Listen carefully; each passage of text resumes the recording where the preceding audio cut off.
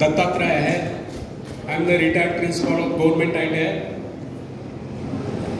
Basically, I am an electrical engineer. I have been worked as an electrical engineer at Koyna Hydroelectric project for 2 years. 1 year at Chandrapur Thermal Power Station. Then after, I joined as a lecturer to government technical colleges and worked as a lecturer for 13 years in various government colleges in Maharashtra. Then after, I get selected through FPSC as a principal and worked as a principal to various government ITIs.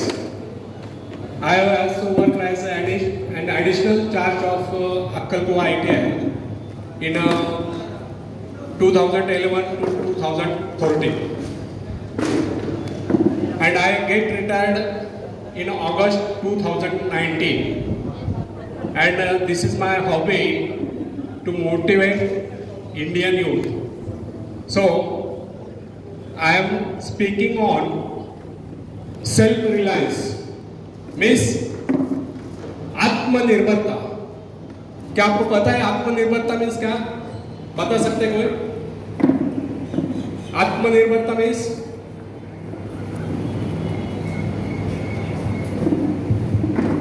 Self depend बनना, इस पे उस पे depend न रहकर self depend बनना.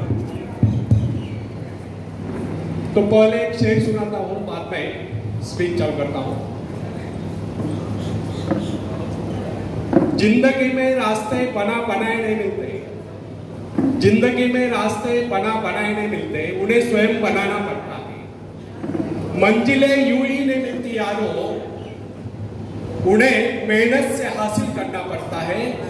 उन्हें मेहनत से हासिल करना पड़ता है. धन्यवाद.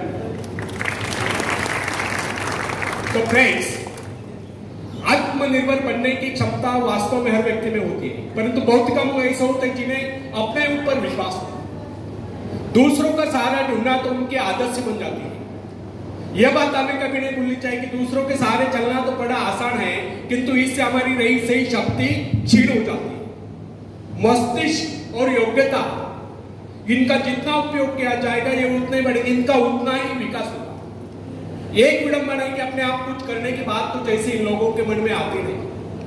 कुछ लोग अपने आप एक ही काम करते रहते हैं और वह है अपने बदनसीबों का रोना रोना या दूसरों के आसे रहकर उनके गुणगान करना. ऐसे लोग जिन्हें सदा दूसरों के बल पर विश्वास होता है, वे केवल पिछलों की सत्ता पाकर निंदा के पात्र बने रहते हैं. ऐसे लोग अपने आंतरिक शक्तियों का भी लाभ नहीं उठा पाते. फ्रेंड्स, ये न समझना आप यदि जन्मजात नेता नहीं है तो ऐसे ही रहोगे. जन्मजात कौन क्या होता है? कोई महान नहीं होता, कोई वैज्ञानिक नहीं होता है, बल्कि एक अबोध बालक जन्म के बाद अपने में ऐसी शक्ति पैदा करता है जिसके सहारे वो अपने व्यक्तित्व की एक अलग पहचान बना लेता है. इतिहास में ऐसे बहुत से लोग हुए जिनमें नेतृत्व करने की योग्यता नहीं थी, फिर भी वे अपने प्रयत्नों से, अपने परिश्रम से अपनी योग्यताओं का विकास करके महान नेता बने. नेता वही होता है जो किसी पर निर्भर हो, जिसमें नेतृत्व करने की क्षमता हो, जो दूसरों के विचारों का सहारा लेना आवश्यक न समझता हो, उसमें स्वयं सोचने और अपने कार्यक्रमों को स्वयं निर्धारित कार्यान्वित करने की क्षमता होती है. लोगों की संख्या बढ़ाकर भीड़ के बीच में चलना तो कोई बड़ी बात नहीं है. बड़ी बात तो यह है कि लोगों के दिलों में अपना स्थान बना जाए, चाहे लोगों की संख्या कितनी कम क्यों हो. ऐसे लोग वही होते हैं जो आत्म विकास करके शक्तिशाली हो चुके हैं. ऐसे ही लोग अपने भाग्य को बदल देते हैं, अपने साथ साथ दूसरों का भी भाग्य बदल देते हैं. फ्रेंड्स, आज के युग की विडंबना यह है कि हर कोई किसी न किसी का सहारा ढूंढते नजर आता है. किसी को अपने धन का सहारा लेना पड़ता है तो किसी को अपने मित्र का, कुछ तो अपने वंश पर ही फूले नहीं समाते.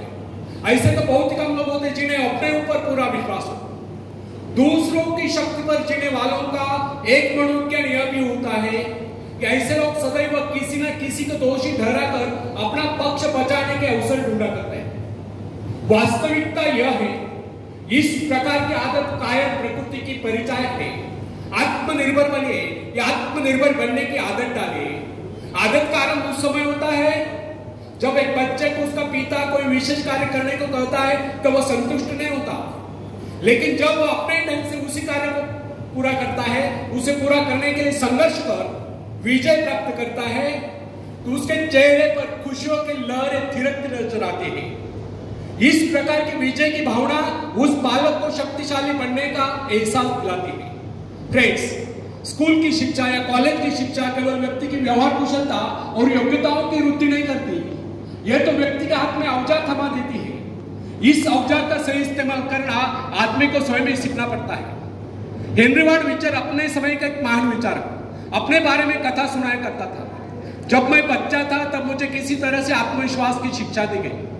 मुझे ब्लैक बोर्ड के पास भेजा जाता था। मुझ में शंका और संदेह होने का रोक था।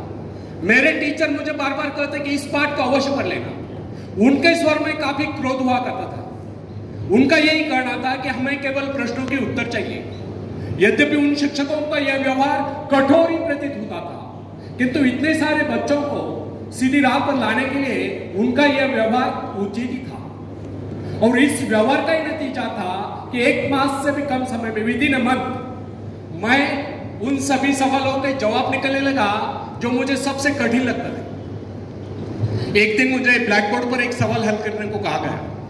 जैसे मैंने सवाल कॉल किया, टीचर बड़े कठोर अंदाज में बोले, बिल्कुल गलत। अब मेरे पश्चात उन्होंने किसी दूसरे छात्र को बुलाकर उसी सवाल कॉल करने को कहा। उसने उसी तरीके से सवाल को हल किया जिस तरीके से मैंने किया था। मेरा उसका जवाब एक था। फिर टीचर उसकी पीठ थपथपा कर बोले, शाबाश, तू तो इस सवाल कॉल करने में सफल हो गया। अब मुझसे रहा न गया। मैंने तुरंत खड़े होकर पूछा, सर, यदि इसका और मेरा जवाब एक है, सुलझाने का तरीका एक है, फिर आपने मुझे डांट कर गलत क्यों कहा था? तब टीचर बोले, यह बात तूने पहले क्यों नहीं कही जब मैंने तुझे गलत कहा था? फ्रेंड्स, केवल पाठ को याद करने से कोई मतलब नहीं। हमारे भीतर यह दृढ़ विश्वास होना चाहिए कि जो कुछ हमने याद किया उसे कोई काट नहीं सकता। इसे ही आत्मविश्वास कहते हैं। और जिनमें ये आत्मविश्वास होता है वही तर्क कह सकता है, वही बहस यानी कि चर्चा कर सकता है। लेकिन जिसे स्वयं अपने ऊपर विश्वास न हो, वह क्या तर्क करेगा? उसके तो अच्छे कार्यों को भी अगर हमने गलत कहा तो उसे यही समझ लेना होगा, हो सकता है वो गलत हो। फ्रेंड्स, मनुष्य को भ्रम होता है कि अकेले काम करने से अच्छा किसी दूसरों की सहायता लेकर काम करना होता है।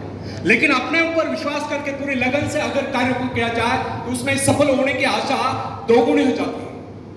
हर महत्वाकांक्षा का अर्थ होता है अपनी शक्तियों का परीक्षण करना, लेकिन दूसरों की नकल करना। दूसरों पर निर्भर रहने से व्यक्ति में दुर्बलता ही तो आती है। शक्ति तो हमारी स्वयं के मेहनत करने से आती है। अखाड़े के पास बैठकर हम अपने शरीर को शक्तिशाली नहीं बना सकते, या दूरदर्शन पर एक्सरसाइज प्रोग्राम नहीं कर हम अपने शरीर को तंदुरुस्त नहीं बना सकते। इसके लिए हमें स्वयं व्यायाम करना होगा, स्वयं एक्सरसाइज करनी होगी।